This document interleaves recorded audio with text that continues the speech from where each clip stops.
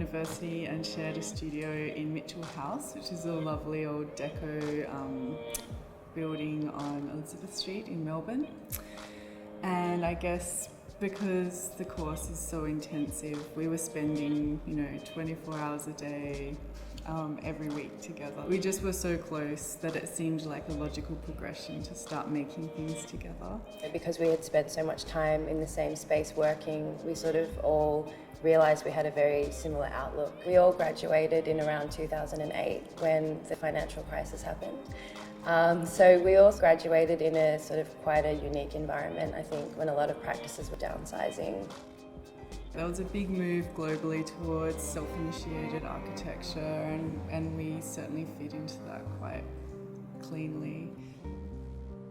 So Dust was a sort of experimental retail sort of concept store, and the label did a sort of range of objects that responded to each of the 5 senses. Yeah. So there was clothing for touch, there was sound pieces, fragrance and teas, and lots of different types of products. Our client was very interested in the ideas of sort of pushing the boundaries of spatial perception, and he gave us a lot of sort of freedom to experiment with those ideas. We manipulated people's senses through a variety of infinite reflections, which is a technique that we've been developing over the last few years as well. We used a lot of lighting techniques as well to just make people feel as though they might have stepped into a different dimension.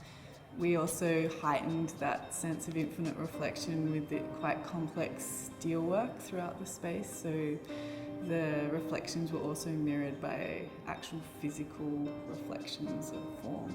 Squint Opera are an architectural rendering company, so most of their work is looking at computers in a rendering farm environment, which is often very dark, and I guess the clients actually wanted us to turn that on its head. We looked at this idea of infinite Cartesian space, which is represented in model space through the X, Y and Z coordinates. The realisation of that manifests itself in a series of kind of very light, three-dimensional, steel gridded screens. And what that sort of meant was that those screens could act as a kind of transparency layer between the workers within the space. So we developed a whole range of infrastructures that they could attach to the grid, like privacy screens, hooks, planters and containers, so that people were able to create their own little personalised area. One of the things which kind of came out of that was a very strict grid, a very strict sort of spatial division. And then upon that is placed sort of organic plant matter. And so I guess for us as well, part of the interest is that over time, the kind of organic plant matter will sort of take on a life of its own and transform the space in a different way.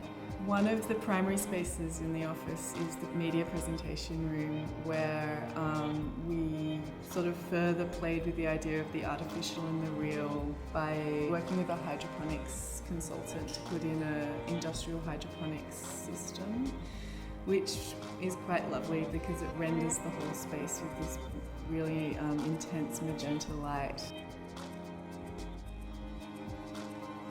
We sort of know a project's right for us, I guess, as soon as we meet our client. And I think, we are lucky enough that we've had some incredible clients come to us because in the end it is really the relationship between you and your client that kind of realise the project.